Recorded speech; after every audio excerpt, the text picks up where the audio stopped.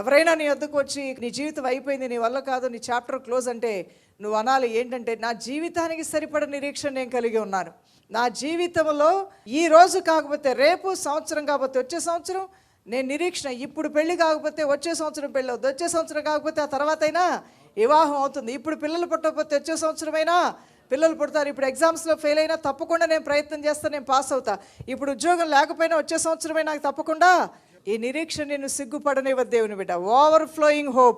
ఎంత నిరీక్షణని దేవుడిచ్చాడంటే, దేనిలో నుంచైనా, ఏ ఊబిలో నుంచైనా, ఏ గుంటలో నుంచైనా, ఏ స్థితిలో నుంచైనా యేసు నామములో లేవనెత్తబడే స్థితి నీ స్థితిగా ఉండబోతుంది. తప్పకుండా నువ్వు పడిన స్థితి నుంచి లేవనెత్తబడతావు. ఎక్కడ నువ్వు పడ్డావో అక్కడ దేవుడిని ఘనతనిచ్చి హెచ్చిస్తాడు దేవుని బిడ్డ. రోగం అనే పడిపోయిన స్థితిలో ఉన్నావా, యేసు నామములో నీకు స్వస్థత కలగబోతుంది. నా దేవుని సన్నిధి నాకు నిరీక్షణ ఇస్తుందని నువ్వు చెప్పగలిగి ఉండాలి దేవుని బిడ్డ.